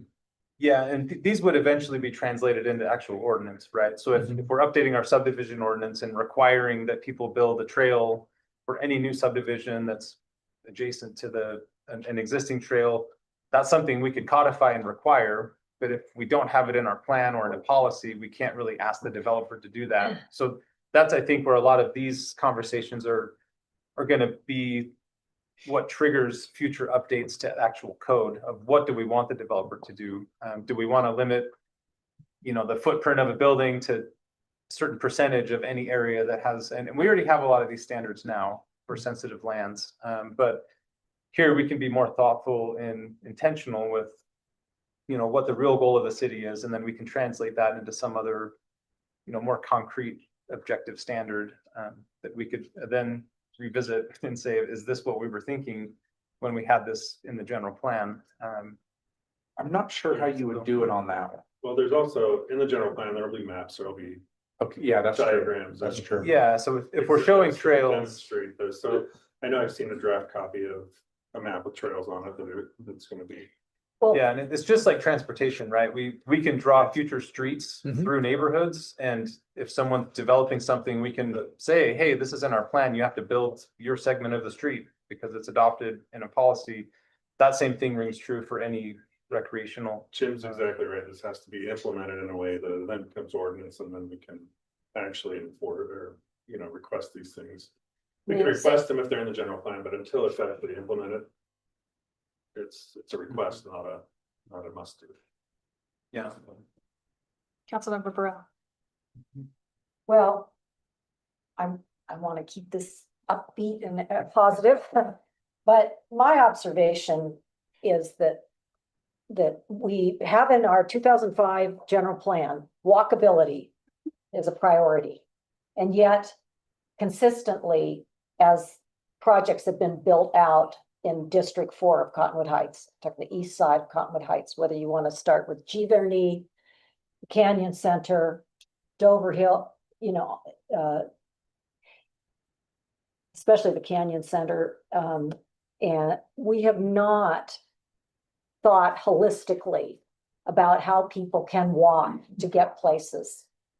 And I could line it out if you wanted to give me 10 minutes, but without taking a lot of the time.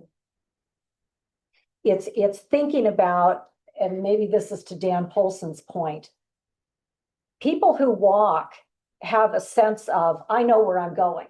So if you say, okay, I'm going to the Cottonwood Rec Center, I'm gonna walk 2 miles, I'm gonna walk to Smith's grocery store, whatever, and then the only way to get there, which is over there, is I'm gonna walk this way, then I'm gonna walk this way, then I'm gonna walk this way again, then I'm gonna walk that way, and then when I get really close to Smith, I'm gonna walk out and around. That's not creating a walkable community, and we've consistently not seen these projects developed in ways like getting to Ferguson Dog Park. The only way to get there is to drive up and around. There should have been a way, the people that want to come from the west, when they come through the traffic light at Bengal, where Bengal goes through Wasatch Boulevard, there could have been a way to come right up into the dog park. But that wasn't facilitated. We weren't thinking that through, apparently. And I say we have an opportunity to really say people who live in Cottonwood Heights have a chance to walk to school and get places. How do they flow? Getting to Anzac Park, the people that live to the north and northwest of Anzac Park don't have a crosswalk until they walk all the way over to the elementary school, which is on the western edge of Anzac Park. I mean, I could give you one example after another where we claim to want walkability in the city, but we're not implementing things that make it friendly for people and convenient for people who want to walk or roll. Good point to put it in the, you have talked about easements to even connecting neighborhoods, which definitely we could say that in our plan. These are these easements for connectivity. I don't want streets, connecting neighborhoods, but to be able to walk across to another neighborhood, so I don't have to go around. Like when I've wanted to go, on the west side of Highland Drive, through to where Crestwood Park is, how close you get to being able to, ride or walk through those lovely neighborhoods to get to Crestwood Park, but then you're blocked off. And sometimes it's open land. I mean, it's very tempting. We can understand why people want to walk through the private land. So negotiating these things is hard for a city that, we inherited all this, but I think if we made it a priority, we could figure out ways, maybe as Dan uses the term horse trading, but we can help people, the landowners, to get the things they need, and then help the city to get the things we need by strategic thinking. We have a pinch point in this document, and it was obviously transportation. It seems like, I'm not a civil engineer. I mean, I'm on the transportation committee. I'm sorry I couldn't meet with you, but I look forward to. I feel like we need to add somebody to our committee who can talk about costs and the realities of what we might want. Is that a member of our public works, or is that a WFRC person? Who could help us do a little bit better with this transportation? At least inform us, maybe not maybe they're just there. Councilor Morel, your eyes are getting huge, so there's something behind that. We need somebody else on this committee to help us do this. Every meeting that we talk about transportation, we all talked, and then I feel like someone from Public Works then says, we're already doing that, or that's not feasible, or you have to think about this, or you have to add this, and then there's this federal law that you have to comply with because it's so complex. Which is why they didn't put me on that committee. Don't laugh, Jason. I'm thinking it's poor Maverick. But I really do think someone from Public Works should come there, even if it's an advisory FYI role. They don't have to be the only ones, but I think that'd probably be pretty useful. Yeah. Can we reach out to WFRC? Is there somebody there? I have an idea that I'll bring up at the subcommittee meeting that we have. No, let's agree here as a council. Who, give us that idea. I think we need to know. I think that there are people with expertise who live in the Wasatch Front, who are doing these things in other cities. And there may be someone that is with a municipality, I have somebody in mind, who might be willing to contract with us to come and consult. That, I would put that out on the table. I I don't think, wouldn't want to incur that cost. Yeah. We have a public works and he's a professional that's right here available to us. Well, and, Yeah, I agree. and And- we have not been able to see a way forward, Councilman Newell. So in the 4 years I've been here, we've made attempts, but I think sometimes just as Jim Spung's department outsources when there is a need, I think that this is the time when, and I don't know whether it's just for the general plan update or there's. Look, this there's- it is general for a reason.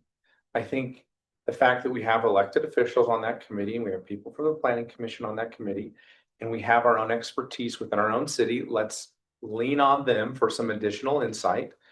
No one else on any other committee, we didn't take that approach. I do think that it's unique enough that we can use our own experts that we have in-house. Matt Ship, Yes, ma'am. would we impose on one of your staff members to meet with us? To help inform us, because you know the city the best as far as maintenance, roadways. Should we also add a WFRC person, or Jared and Jim, can we reach out to WFRC? I don't know if they'll have the costs you're looking for. I mean, if you're looking for general costs, Planning ideas. yeah. they can- well, we can certainly consult the regional transportation plan that WFRC prepared to see what Cottonwood Heights, like how we're, Are. connected in that plan. But that's much more broad, where they're maybe looking at 2 corridors in the city. So I don't know. Well, I guess that's the point. They've got their overlays. And I had mentioned earlier too, that even the Utah Trails Network needs to be mentioned in this because that's another long-term plan. We have all these sub-plans. So I would like to have some additional voices, and how much weight we give to those voices will be determined by, I think, the council members. That's fair, Councilmember Burrell, that we could take that on.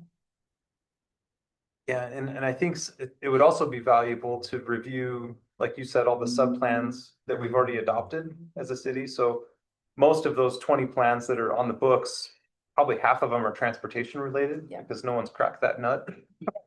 So I think there's embedded in all of those individual plans, there's a ton of information that would be really helpful to help us know what research and data has been collected, what's already been thought about, how can we, maybe bring some of those ideas forward and adapt them for this plan. But again, this element of the general plan is again, pretty broad in saying, this is the general character and priorities regarding transportation that we want to move forward with. So I agree, but it's,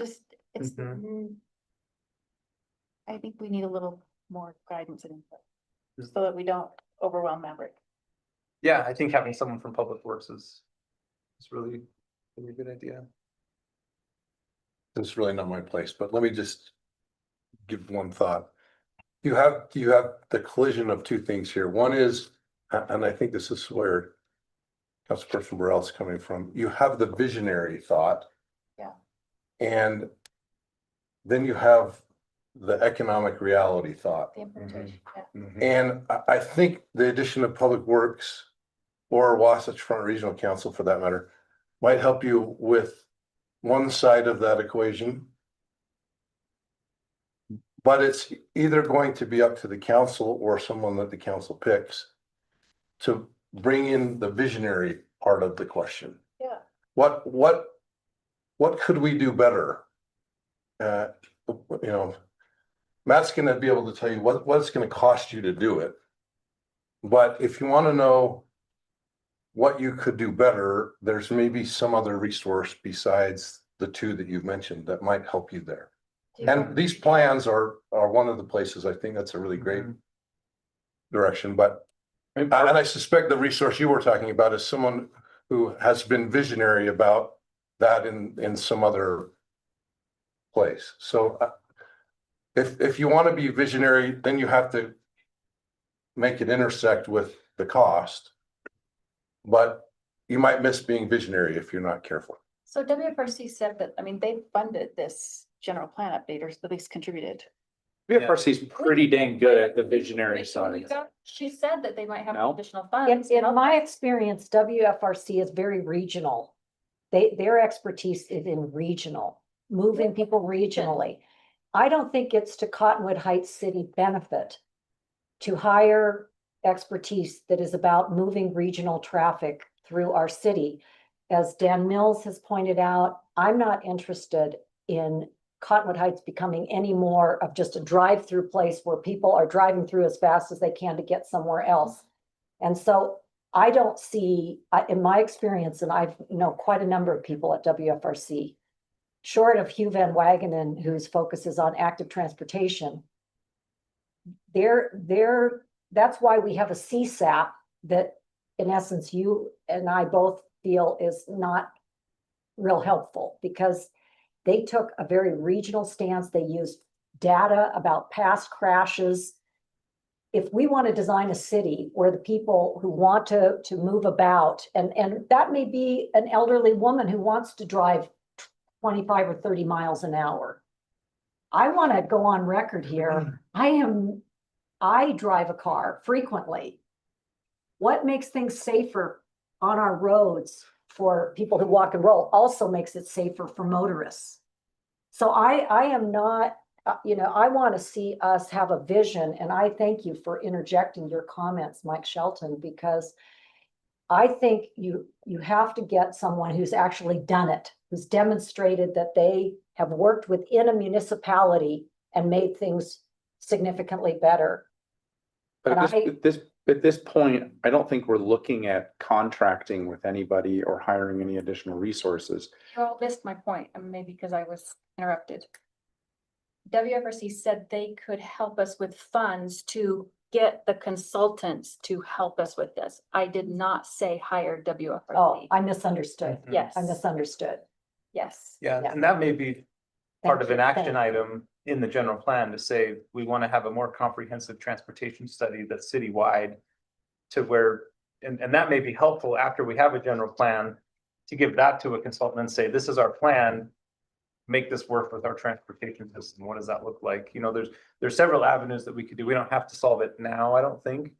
But at least having a punch list of what the next steps are over the next 5 or 10 years would help us to know where we need to end up.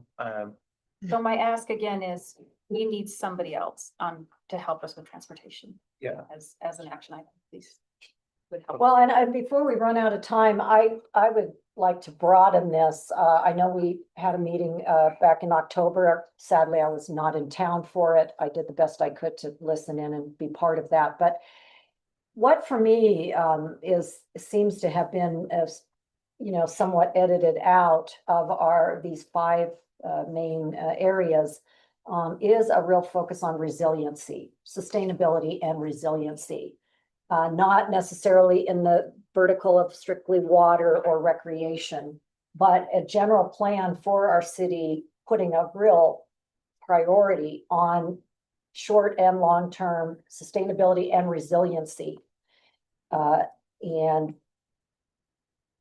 so that is an overarching area that, again, I'm afraid is being lost. Things like biodiversity and reducing our carbon footprint, and thinking about air quality and all these, I always say soil, water, air, but also financial resiliency and financial sustainability.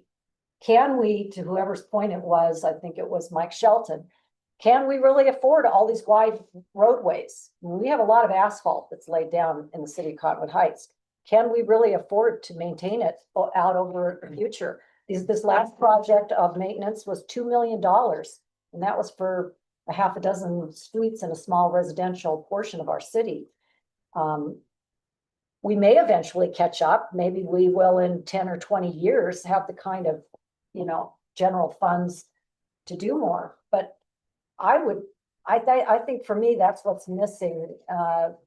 in these 5 topics that we've taken on is, because resiliency and sustainability, then I'll stop, has to do with conservation as well as in getting more revenue. Economic development is how can we get more revenue? Well, how can we maintain and be careful both financially and in all other ways with, air, water, soil and finance, going out.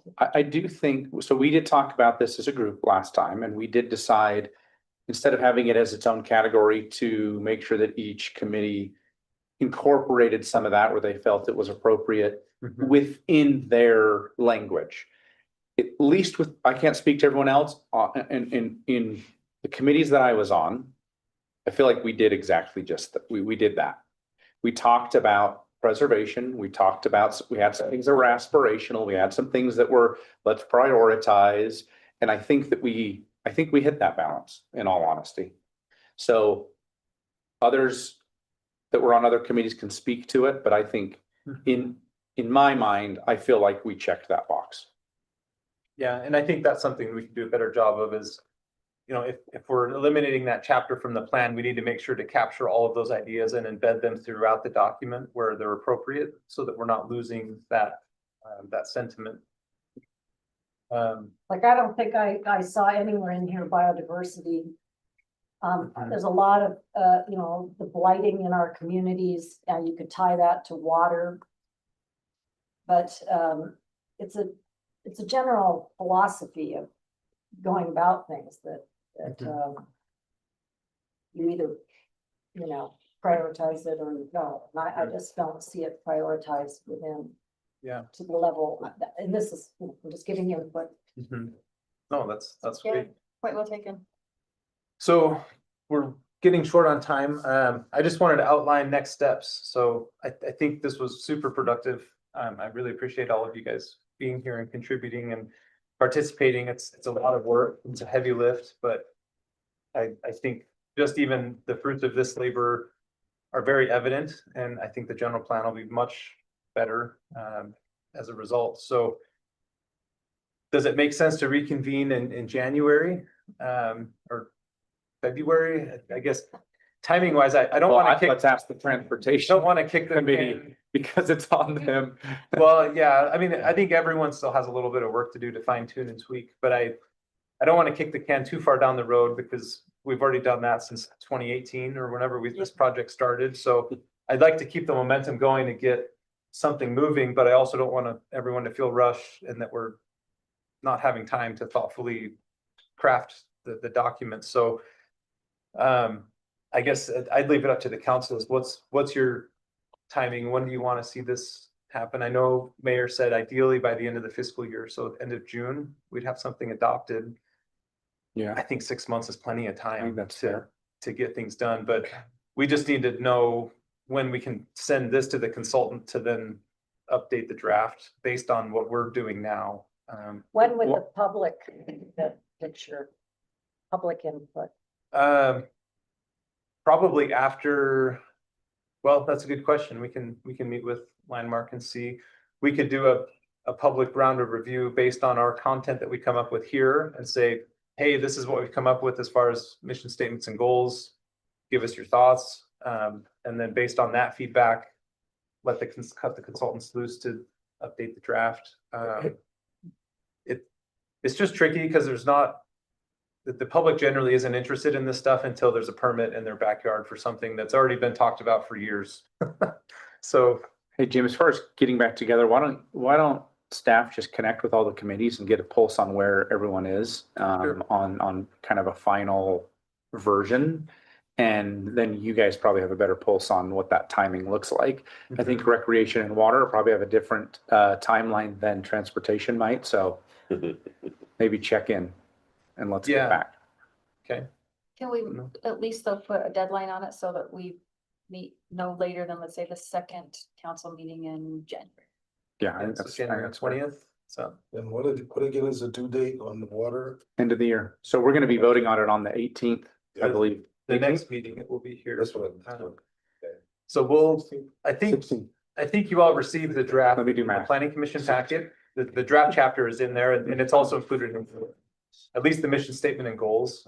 So I encourage you between now and then to look at it. And again, we have to have something on the books, but it doesn't mean that that's the chapter we carry forward with the larger plan. We can still tweak it, but we do have to meet the specific state requirements, which are already in there.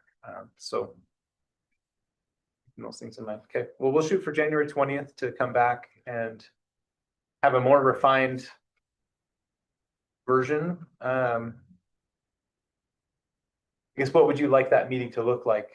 Do we need to talk about everything again or just highlight? I mean, transportation, I think we should spend more time on, but just highlight changes that have been made since we met today. How much time would the consultant need with these chapters? It depends on what we give them.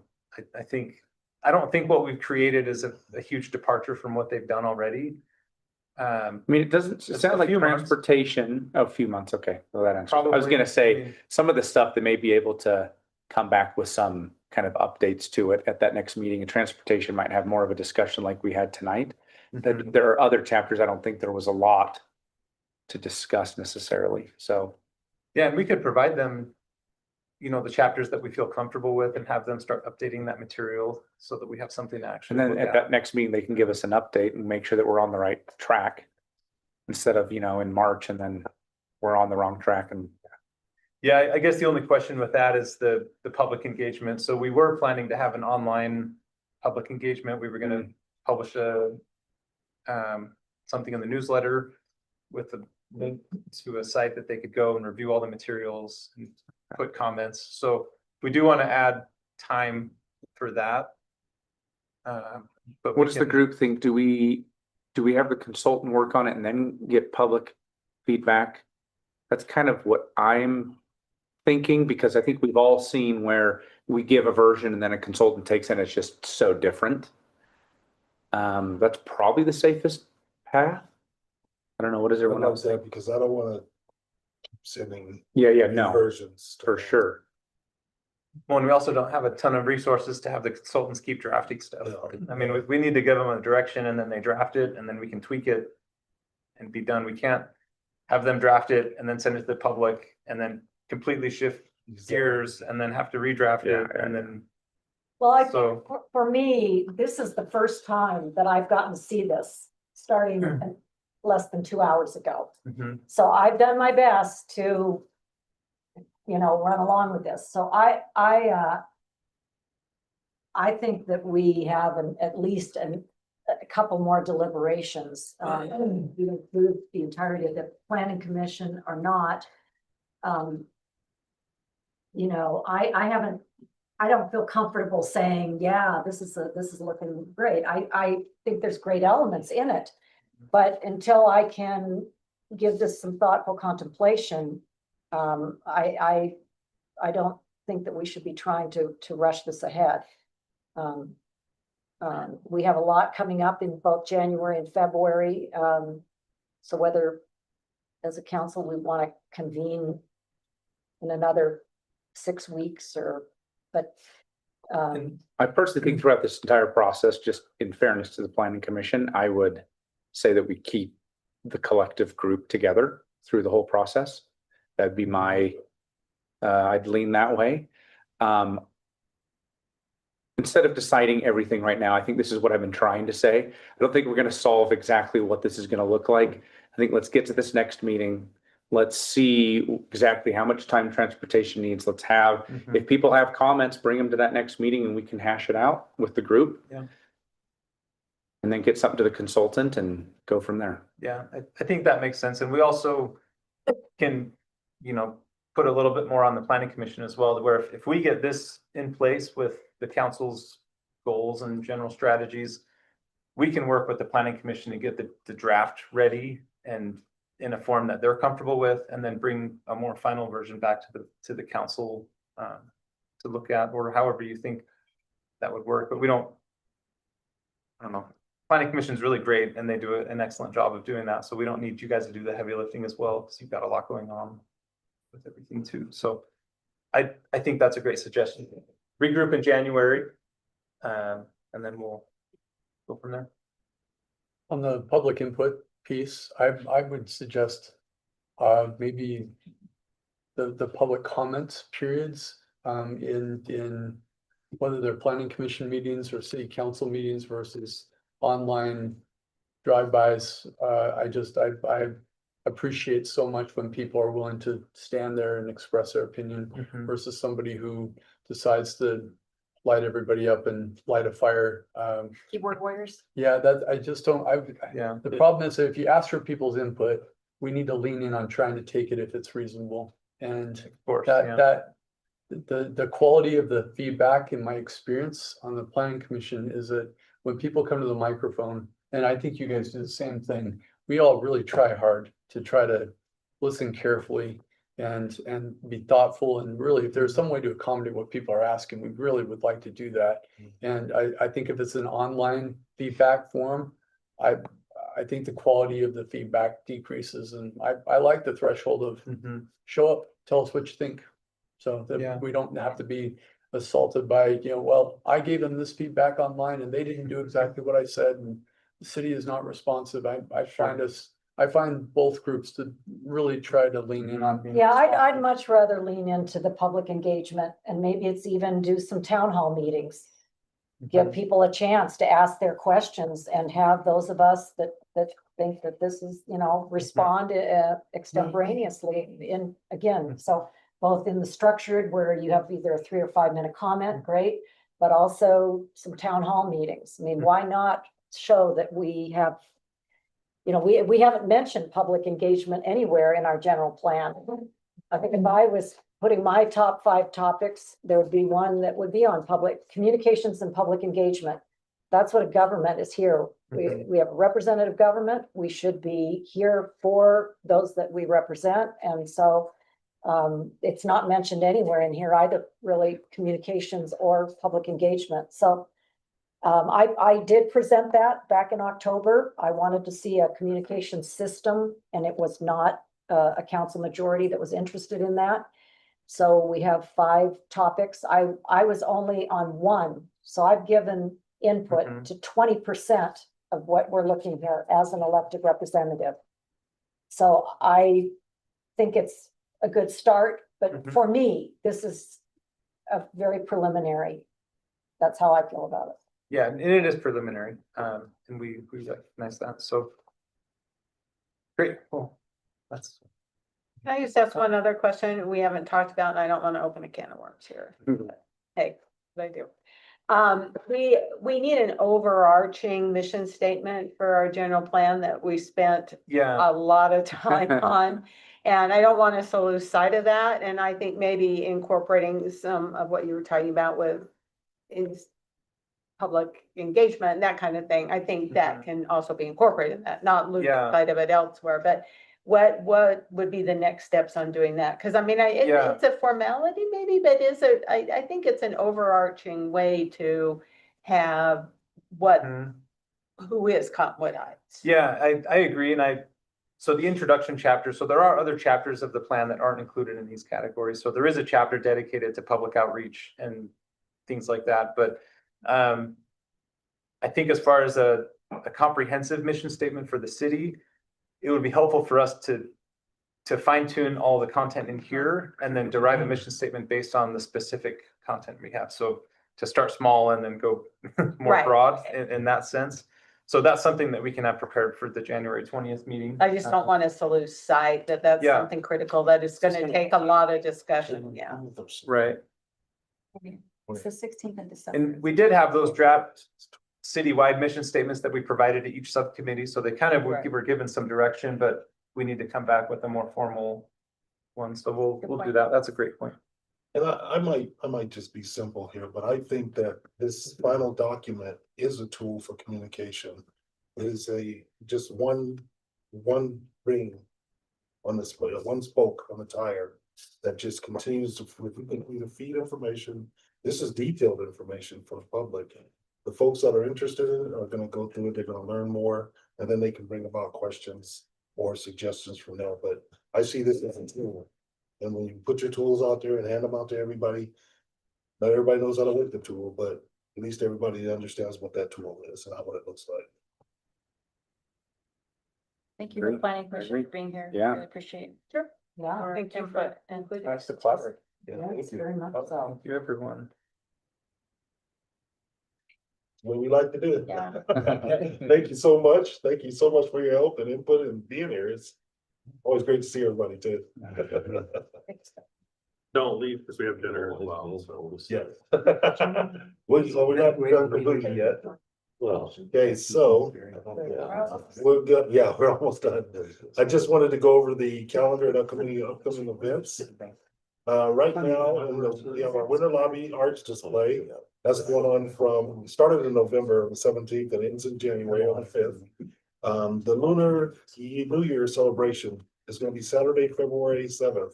This is, I think, the second year the Arts Council has done this, third year? Second year or third? I think. For the, I'm sorry, the painting? No, the Lunar years. Oh, I think this, So I think this last year was the second year. 2 or 3 years, but it's Yeah. really growing and a lot really popular. The Cozy Paint Night used to be the Sweethearts Paint Night. It's changed its name. Is on Friday, February 20th. And I still have my masterpiece mounted up in my office at home. So it'll only go on, it'll only be my masterpiece, but it's a great chance to engage and for some of us get points on date night.